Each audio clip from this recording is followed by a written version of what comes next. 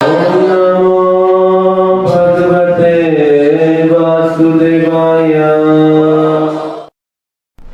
गजेंद्र एक दिन अपने पूरे परिवार के साथ, अपने बच्चे, अपनी पत्नियों के साथ उस त्रिकुट पर्वत की झील की ओर चलता जा रहा था। और जब रास्ते में जो भी पेड़ पौधे, झाड़ियां, वृक्ष, लताएं, कुछ भी दिखाई देता था तो गजेंद्र जाग उसको चलते हुए एकदम उसका कोई ध्यान नहीं रखते हुए उसको कुचलता हुआ आगे बढ़ता जा रहा था। सब कुछ जो उसके मार्ग में आ रहा था उसको कुचलता जा रहा था और उसको कोई इस बात की परवाह नहीं थी कि मेरे चलने से किसी को नुकसान हो रहा है, क्या हो रहा है, क्या नहीं हो रहा है। एक व्यक्ति कई प्रकार के बंधनों से बंधा होता है। तो वैदिक शास्त्र कहते हैं सबसे पहला बंधन है एक मनुष्य का ऑपोजिट सेक्स के प्रति आकर्षण। ये सबसे पहला बंधन है। तो गजेंद्र अपनी कई पत्नी और कई बच्चों को लेकर साथ चल रहा था। दूसरा बंधन शास्त्र कहते हैं वो है पैसा, हमारा करियर और पावर। ये दूसरा बंधन है।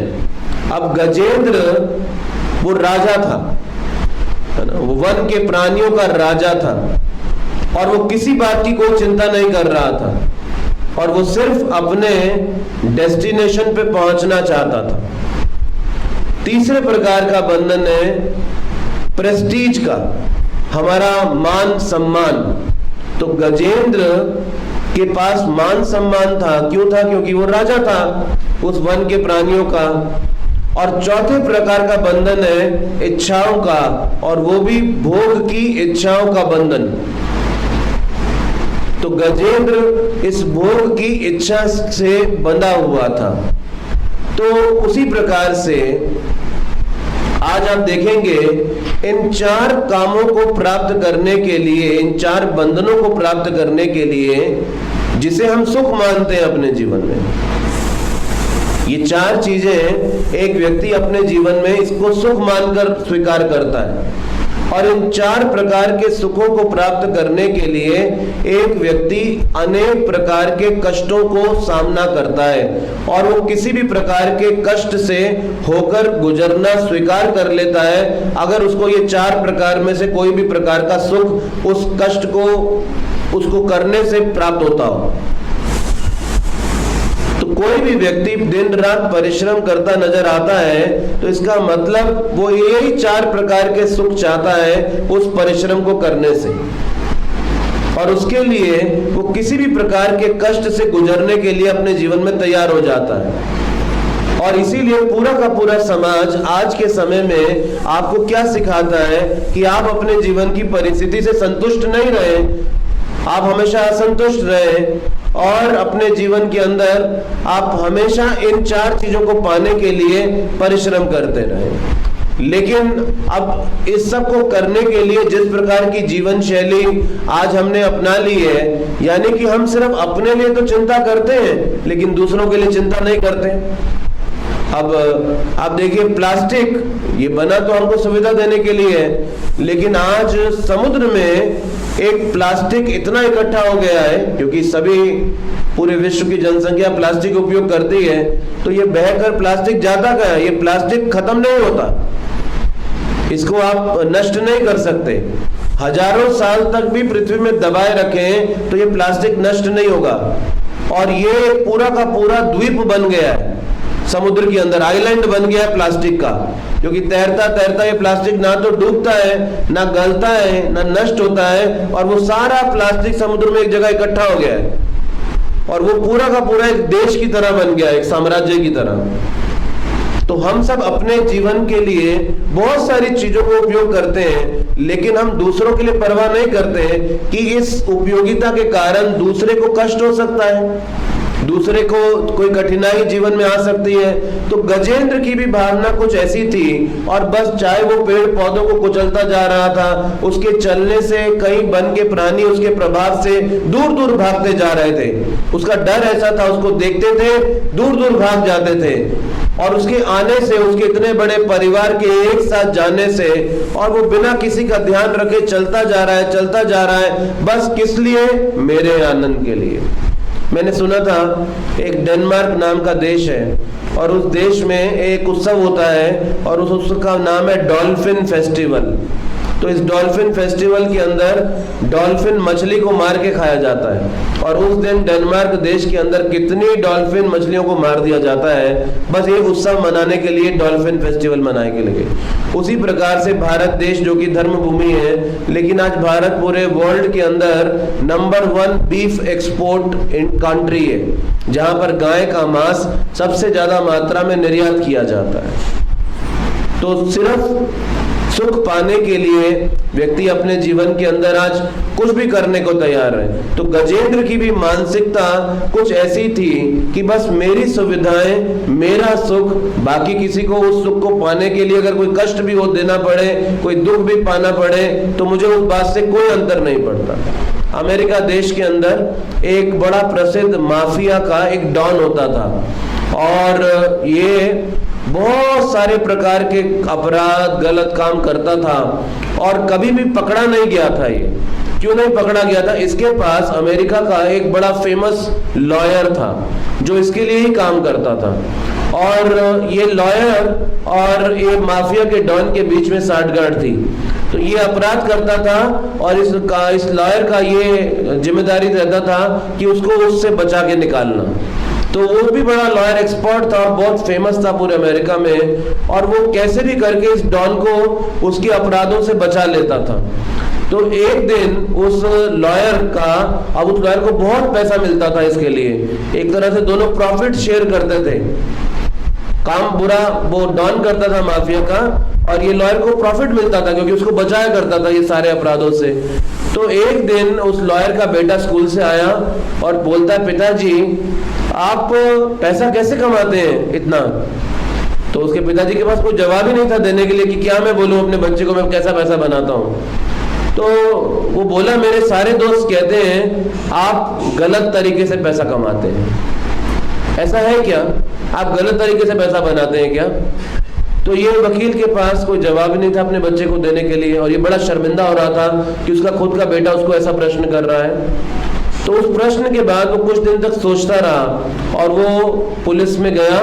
पुलिस स्टेशन में जाके उसने उस माफिया डॉन की सारी करतूतें सारी एक्सपोज कर दी, और उसी दिन इस वकील को सरेआम गोलियों से भून दिया। कोई बाइक पे आए और उसने सर से लेके पैर तक सिर्फ बुलेट्स ही बुलेट्स उसके पूरे शरीर में थी, ये मारा गया। अब एक और दूसरी घटना, अमेरिका और जापान का जब युद्ध हुआ था, तो एक अमेरिका का वॉरशिप समझते हैं, जो युद्धपोत बोलते हैं, धन्यवाद।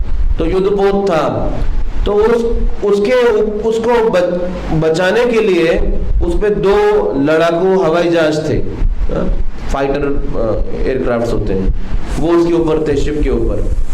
और उन्होंने देखा जापान के 10 जो एयरफोर्स के जहाज थे, एयरफोर्स के जहाज वो आ रहे थे और इस युद्धपोत को नष्ट करने आ रहे थे। तो इसमें जो 2 पायलट थे, 2 जहाज थे, उन्होंने डिसीजन लिया कैसे भी कर हमको इस जहाज को बचाना है, इस शिप को बचाना है, युद्धपोत को कैसे भी करके। तो इन्होंने अपना एयरक्राफ्ट उस युद्धपोत से उड़ाया, और उड़ाने के बाद दोनों वो जापान के 10 एयरफोर्स के जो एयरक्राफ्ट थे उनसे लड़ने लगे, और एक जो अमेरिकी हवाई जहाज था उसका पेट्रोल खत्म हो गया और उसको नीचे वापस आने पड़ा, और एक था ये, और ये अपने हवाई जहाज से कई फायरिंग कर रहा था, गोलियां चला रहा था, और उसने 2-3 जापान के जो हवाई जहाज थे उनको गिरा दिया समुद्र के अंदर ही, गोलियां चला चला के। और थोड़ी देर के बाद इसकी सारा जो इसका एम्यूनिशन था, गोली था, वो खत्म हो गया। तो इसने क्या करा, ये व्यक्ति थका नहीं और हारा भी नहीं और निरुत्साही भी नहीं हुआ। ये अब अपना हवाई जहाज ले जाके अपने पंख से बाकी जो जापान के हवाई जहाज थे उनको टक्कर मारता था, और उसने 3-4 हवाई जहाज और उनके गिरा दिए। तो 10 आए, उसमें से 7-8 डिस्ट्रॉय हो गए, और 1-2 ने सोचा ये तो बड़ा खतरनाक मामला चल रहा है, और वो वापस चले गए 2 हवाई जहाज। और ये व्यक्ति जो था अकेला, इसने 10 के 10 हवाई जहाज का सामना किया और उस युद्धपोत को बचा लिया। तो अमेरिकी गवर्नमेंट ने इसको बहुत सम्मान दिया, वीरता पुरस्कार दिया, और इसके नाम पे आज अमेरिका का शिकागो का एयरपोर्ट का भी नाम रखा हुआ है, ओहायर। ये उस व्यक्ति का नाम था, वो पायलट का। और ये ओहायर उस वकील का बेटा था जो वो माफिया डॉन के लिए काम करता था। तो देखिए, उसके पिताजी ने मरना स्वीकार किया सच्चाई बोल के अंततः। अब उसका प्रभाव उनके बेटे पे क्या गया कि उसने भी चरित्र का जीवन जीना स्वीकार किया, कर्तव्य का जीवन जीना स्वीकार किया। तो उसी प्रकार से हम भी इस जीवन को जीते वक्त अगर सिर्फ अपने स्वार्थों के लिए जीवन जिए, तो ये मत सोचिए आपको कोई वॉच नहीं कर रहा है, आपकी संतान ही सबसे पहले आपको देख रही है, और जो आप कर रहे हैं आपकी संतान आपको करता देख रही है, और वो कल को वही दोहराने जा रही है।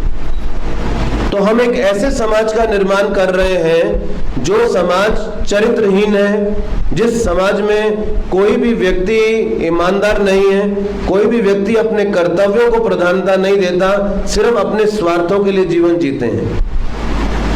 तो अगर कोई व्यक्ति आगे चलकर इस प्रकार से अपने जीवन को बदले, तो ये उसके पूरे परिवार में प्रभाव दिखाई देता है कि उसके घर के सभी सदस्यों पे इसका प्रभाव दिखाई देने जा रहा है। तो अब गजेंद्र ऐसी अवस्था में मतवाले रूप में प्रवेश कर रहा है उस त्रिकुट पर्वत के झील के अंदर, और जैसे ही वो झील में गया, तो झील में जाते ही अपने स्वभाव स्वरूप वो झील में आया था आनंद भोगने के लिए, तो अपनी सूंड से पानी भर भर के अपने बच्चों पे, पत्नियों पे गिराने लगा और वहां पर भोग करने लगा। तो देखिए, अभी गजेंद्र बड़ा चाहे आनंद पाने के लिए झील में आया था, लेकिन इस संसार में आनंद पाने के लिए भी बड़ा मेहनत करनी पड़ती है। तो गजेंद्र को मेहनत करनी पड़ रही थी, ऐसा नहीं है कि सिर्फ झील में प्रवेश करने से ही आनंद मिल रहा था उसको। अभी अपना सूंड से पानी भर भर के पत्नी बच्चों पे वो पानी फेंक रहा था और परिश्रम कर रहा था पानी के अंदर सुख पाने के लिए। उसी प्रकार से संसार में सुख भोगने के लिए हम सबको बड़ा मेहनत करना पड़ता है। तो यानी कि कष्ट उठाकर हम इंद्रिय भोग को अपने जीवन के अंदर लेकर आते हैं। तो ये इंद्रिय भोग इतनी आसानी से हमको नहीं प्राप्त होता, इसको पाने के लिए बहुत परिश्रम और बहुत मेहनत हमको जीवन के अंदर करना पड़ता है। और ये जो सुख है, चाहे परिश्रम करने से मिलने वाला, लेकिन ये रहता भी नहीं हमेशा। तो मेहनत इतनी करना पड़ता है इसको पाने के लिए, और ये फिर छिन भी जाता है हमसे, ये हमारे पास रह भी नहीं पाता। तो कैसा ये परिश्रम है जो हमारे पास हमेशा रहता भी नहीं और जो हमसे खो भी जाता है और उससे हमें कुछ प्राप्त भी नहीं होता है अंततः। तो उसी प्रकार से गजेंद्र की भी ऐसी भावना दिखाई देती है। अब गजेंद्र जो था वो ऐसा सब कर रहा था, लेकिन भाग्य में गजेंद्र के कुछ और लिखा था। और वो क्या भाग्य के अंदर लिखा था कि गजेंद्र उस झील में अकेला स्नान करता जा रहा था, खेल रहा था पानी से, और उसके बच्चे और पत्नियां झील के अभी बाहर ही खड़े हैं। तो बीच में एक मगरमच्छ ने आके गजेंद्र के पैर को पकड़ लिया, और जब मगरमच्छ ने आके गजेंद्र के पैर को पकड़ लिया, तो अब वो गजेंद्र के पैर को पकड़ के पानी में खींचने लगा। और गजेंद्र को अचानक लगा कि उसको कोई पानी में खींचता है। तो गजेंद्र ने अपनी पूरी शक्ति लगा के उस मगरमच्छ को रोकने की कोशिश की, और कोशिश ही नहीं की, वो खुद उस मगरमच्छ को भूमि की ओर खींचने लगा। तो ऐसा करके दोनों के बीच में, गजेंद्र और उस मगरमच्छ के बीच में एक भीषण युद्ध शुरू हो गया।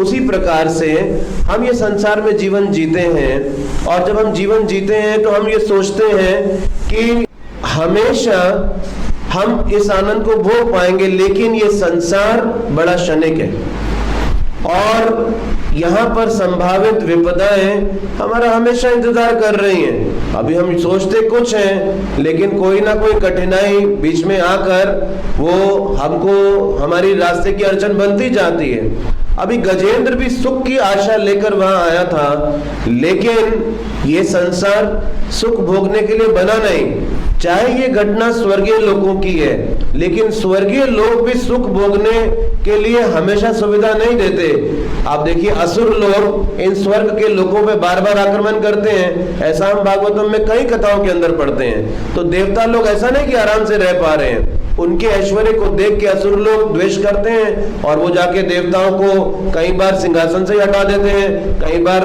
बाहर निकाल देते हैं स्वर्ग से, फिर भगवान अवतार लेकर आके देवताओं को बचाते हैं। तो वो देवता सुख लेने के लिए वहां रहते हैं, लेकिन सुख भोग नहीं पाते, उसमें भी कई कठिनाई आती हैं। तो ये बड़ा स्पष्ट दिखाई देता है, ये भौतिक जगत सुख भोगने का स्थान नहीं है। ये भौतिक जगत में हम आए हैं अपने अनर्थों को दूर करके जीवन के उद्देश्य को प्राप्त करने के लिए। अब ये अनर्थों को दूर करने के लिए, जैसे तांबे की शीट को पीटते हैं, उसको अग्नि में जलाते हैं और फिर उससे कोई मूल्यवान तार बना देते हैं या फिर कोई बर्तन बना देते हैं तांबे का। अब एक तांबे के बर्तन को बनने के लिए उस तांबे के मेटल को कई प्रकार की कठिनाइयों से होकर गुजरना पड़ता है। उसी प्रकार से ये जगत बनाया गया है हमको सुधारने के लिए, हमारी कमियों को इंप्रूव करने के लिए। तो ये कमियों को दूर करने के लिए अब हमारे जीवन में कठिनाइयां भी भेजी जाती हैं और हमको ये बताया जाता है कि हम हमेशा इस संसार में सुख नहीं भोग पाएंगे। कुछ ना कुछ ऐसा होगा जो हमारी अपेक्षाओं के विरोध में जाएगा और हमको चुनौती देगा और हमको ये सोचने पे मजबूर करेगा कि मैं चाहता हूं कि मेरे जीवन में सुख आए, लेकिन ये बिन बुलाए मेहमान की तरह दुख आकर मेरे सुख के बीच में अड़चन क्यों बनता है। अब गजेंद्र भी तो ऐसा विचार लेकर गए, लेकिन गजेंद्र इतने शक्तिशाली थे, राजा थे और खुद स्वयं शक्तिशाली, इतना बड़ा परिवार गजेंद्र का वहां गया है, लेकिन फिर भी गजेंद्र के जीवन के अंदर संकट आ गया, कठिनाई आ गई और ये मगरमच्छ के रूप में आकर ये संकट गजेंद्र के पैर को खींचने लगा। तो हम भी कितने ही सुरक्षा के इंतजाम कर लें अपने जीवन को बचाने के लिए, जब काल के द्वारा ये संकट हमारे जीवन में भेजे जाते हैं तो कोई भी सुरक्षा का इंतजाम हमें सहायता नहीं दे पाता, हमको बचा नहीं पाता, हमको सुरक्षा नहीं दे पाता। तो चाहे गजेंद्र के जीवन में इतना सुख था, लेकिन फिर भी एक मगरमच्छ आ गया उस सुख को भंग करने के लिए। उसी प्रकार से हम सब सोचते हैं कि अपने जीवन में सुख इकट्ठा करके हम सफल हो जाएंगे, लेकिन ये माया, ये काल हमारे जीवन में कोई ना कोई मगरमच्छ भेजेगा। अब वो मगरमच्छ का रूप हमारे लिए कोई और होगा, चाहे वो शारीरिक रोग हो, चाहे वो परिवार की कोई कठिनाई हो, चाहे कोई व्यवसाय की कठिनाई हो, कोई ना कोई मगरमच्छ आके हमारे भी स्वप्नों के महल को भंग करेगा और हमें ये सोचने को मजबूर करेगा कि ये जगत किस लिए बनाया गया, किस उद्देश्य से बनाया गया। तो चाहे ये भौतिक जगत में कुछ सुख डाले गए हैं, लेकिन साथ में कुछ मगरमच्छ भी छोड़े गए हैं, ताकि हमको ये रियलाइज कराने के लिए हम इन सुखों के अंदर खो ना जाएं। तो गजेंद्र के जीवन में इतनी शक्ति होते हुए भी इतना बड़ा संकट आ गया। तो अब गजेंद्र जो है वो तो पानी के प्राणी नहीं है, क्योंकि हाथी है, हाथी भूमि का प्राणी है, और जो मगरमच्छ है वो पानी का प्राणी है। अब मगरमच्छ की शक्ति जल के अंदर है और गजेंद्र हाथी है, तो उनकी शक्ति भूमि के अंदर है। तो उसी प्रकार से हम सब भगवान के अंश हैं और भगवान के अंश होने के नाते हम सब पूर्णता अध्यात्म के बने, जिस चीज के भगवान बने उसके हम बने, तो भगवान सच्चिदानंद के, हम भी सच्चिदानंद के बने, तो हमारी शक्ति सच्चिद आनंद के संपर्क में होगी। जब हम सच्चिद आनंद के संपर्क से दूर जाएंगे तब हमारे अंदर निराशा, असंतोष ये बढ़ता है। और जितना आप सच्चिद आनंद के संपर्क में अपने आप को बनाते हैं तो आपके अंदर उत्साह, संतोष ये बढ़ेगा और आपके अंदर एक नई ऊर्जा स्फूर्ति होगी। आप सकारात्मक विचारों से घिरे होंगे, क्योंकि जैसे ही आप अपने स्वभाव के अनुसार जाते हैं आप शक्तिशाली हो जाते हैं। अब हाथी गजेंद्र थे तो शक्तिशाली, लेकिन वो भूमि पे नहीं थे, पानी में थे, अपने स्वभाव के विपरीत थे। अब मगरमच्छ जो था वो पानी में था, उसका स्वभाव था पानी में होना, और हम भगवान के अंश आत्मा, हमारा स्वभाव है भगवान के संपर्क में रहना। तो जितना हम भगवान के संपर्क में रहेंगे उतना हम भी शक्तिशाली होंगे। और भगवान के संपर्क में रहने के लिए ये जो भगवान है हमारे जीवन में शब्दों के रूप में प्रकट होते हैं।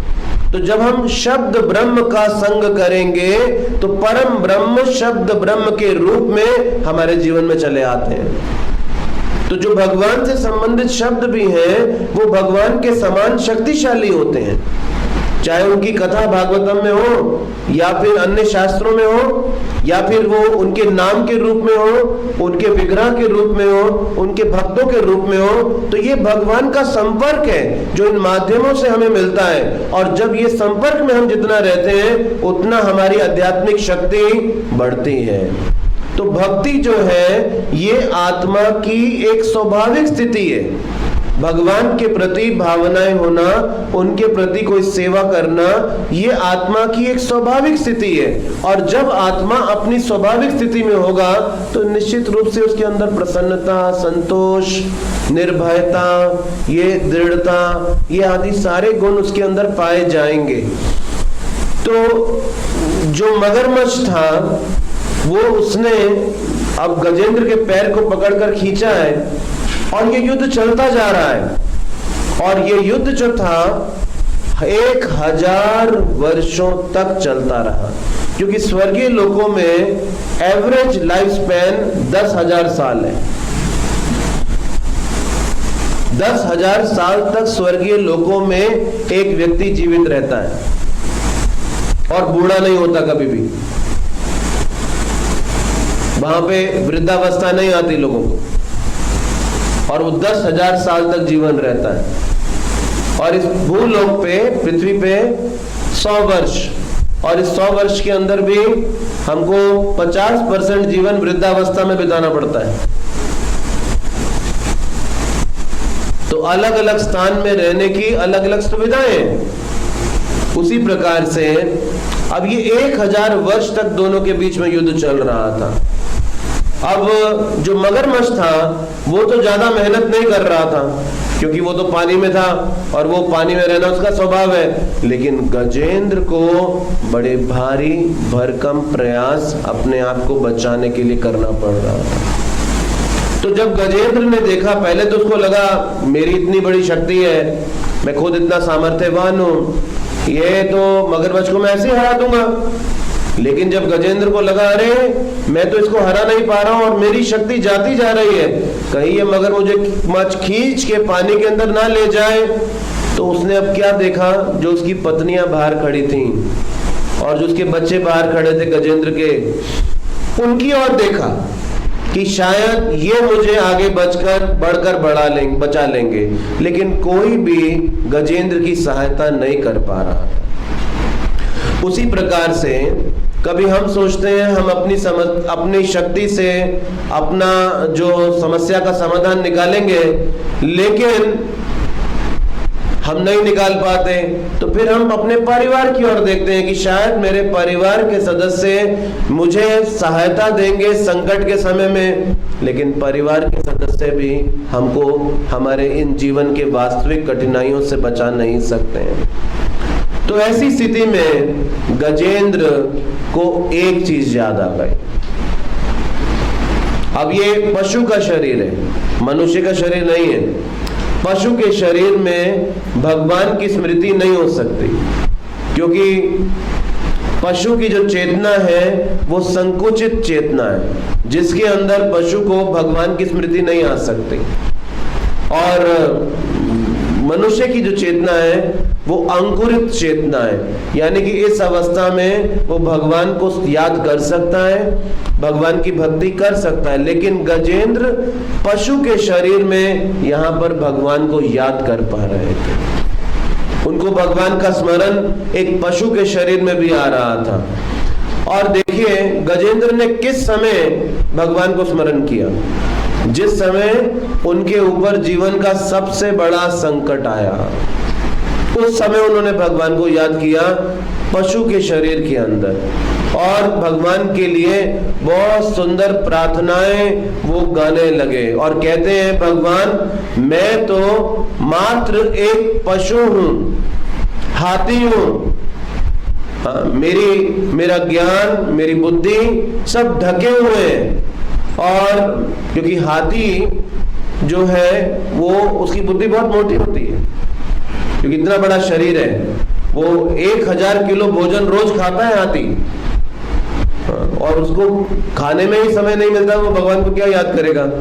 तो अभी वो हाथी जो है, इसीलिए आज के मनुष्य सिर्फ खाने में ही लगे रहते हैं, खाना और सोना, इसीलिए उनको भगवान को स्मरण करने के लिए उनके पास समय नहीं है। तो इतना मोटा आवरण है उस हाथी के ऊपर, गजेंद्र के ऊपर, और कहता है गजेंद्र मैं तो एक पशु शरीर में हूँ, और ये जो ग्राह है जिसने मेरा पैर पकड़ा है, भगवान आप ही मुझे इसके मुख से बाहर निकाल सकते हैं, और कोई भी मुझे नहीं बचा सकता। तो आचार्य इस घटना को एक कन्वर्सेशन के रूप में प्रेजेंट करते हैं, एक वार्तालाप के रूप में। तो कहते हैं, भगवान मानिए पूछ रहे हैं, तुमने मुझ में क्या देख लिया कि मैं तुम्हें बचा सकता हूँ?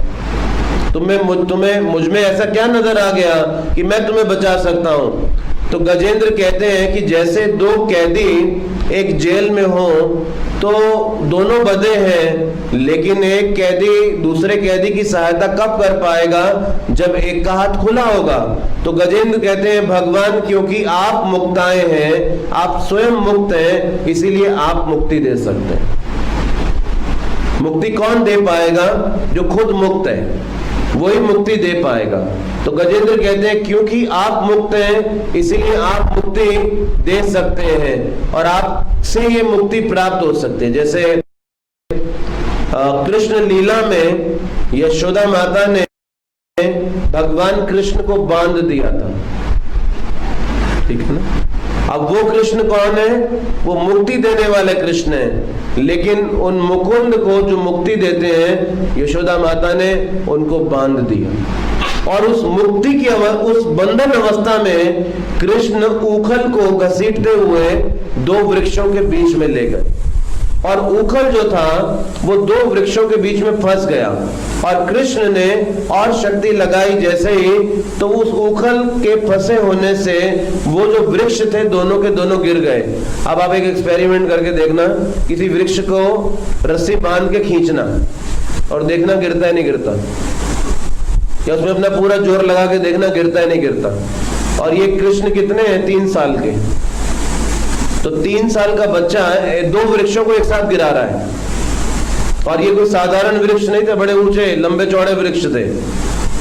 आप ट्राई करके देखना किसी दिन। और ये 3 साल का बच्चा कर रहा है, और कैसे कर रहा है? बस खेलते खेलते ऊखल से बंधा है, और ऊखल को घसीटता हुआ दो वृक्षों के बीच में लेके अड़ा दिया।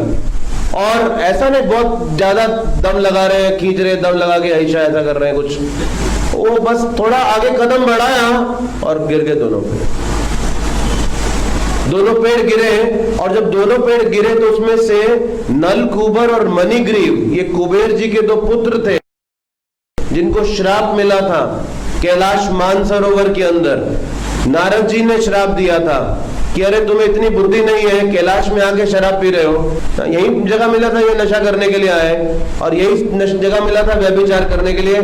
जाओ तुम इतना भी नहीं समझते, पेड़ बन जाओ जाके। तो नारद जी ने श्राप दिया और पेड़ बन के गोकुल में खड़े थे। भगवान कृष्ण आए और जब वो पेड़ों को गिराया तो उन दोनों पेड़ों से नलकूबर मणिग्रीव निकल आए और हाथ जोड़ के वो भगवान को स्तुति वंदना करने लगे। तो चाहे कृष्ण बंधे थे, लेकिन बंधी अवस्था में भी कृष्ण नलकूबर मणिग्रीव को मुक्त कर दिए। ये भगवान की लीला है, बंधन भी। और उन्हें वैसे कौन बांध सकता है? तो कृष्ण बंधे हुए भी नलकूबर मणिग्रीव को मुक्त कर पा रहे हैं। ये भगवान का गुण है, मुक्ताय। तो जो भी उनके संपर्क में आएगा वो मुक्त हो जाएगा। इसीलिए ये जीवन मनुष्य का बना है भगवान के संपर्क में लाने के लिए। अगर हम भी अपनी चिंताओं से, अपने मन की नेगेटिविटी से मुक्त रहना चाहते हैं तो हमें हमेशा कृष्ण के संपर्क में रहना होगा। और इस कलयुग में कृष्ण के संपर्क में रहने के लिए बड़ा आसान तरीका, और वो क्या है? हरे कृष्णा हरे कृष्णा कृष्णा कृष्णा हरे हरे हरे राम राम राम हरे हरे। तो कृष्ण के संपर्क में उनके नाम के रूप में हम रह सकते हैं। तो कृष्ण मुक्ति नहीं, उनका नाम भी मुक्त है। तो भगवान का नाम भगवान के समान शक्तिशाली। तो भगवान मुक्त नहीं, उनका नाम भी मुक्त है। तो जब उस मुक्त नाम के संपर्क में हम आते हैं तो हम भी मुक्त हो जाते हैं। ये विशेषता हम भी प्राप्त करते हैं। तो भागवतम में बताया कि वास्तव में मुक्ति है क्या। अब हम सबके लिए मुक्ति की परिभाषा हमारे अनुसार अलग अलग होगी। एक छोटे बच्चे के लिए स्कूल नहीं जाना मुक्ति होगी, एक व्यक्ति के लिए ऑफिस नहीं जाना मुक्ति होगी, एक गृहिणी के लिए घर का काम नहीं करना मुक्ति होगी। हर व्यक्ति के लिए अलग अलग मुक्ति का डेफिनेशन होगा। लेकिन वास्तव में मुक्ति कहां किसे जाता है? तो श्रीमद् भागवतम में कहा, जब हमारी इंद्रिय भोग करने की इच्छा खत्म हो जाए वो मुक्त अवस्था है। तो इसका मतलब यह नहीं कि हम इच्छा रहित हो जाएंगे, अब सब इच्छा भगवान के लिए होगी। तो जब अपने निज स्वार्थ की कोई इच्छा ना रहे, ये अवस्था मुक्ति की स्टेज है। और ये अवस्था हम भगवान के संपर्क में आने से, उन मुक्ताय के संपर्क में आने से प्राप्त कर सकते हैं।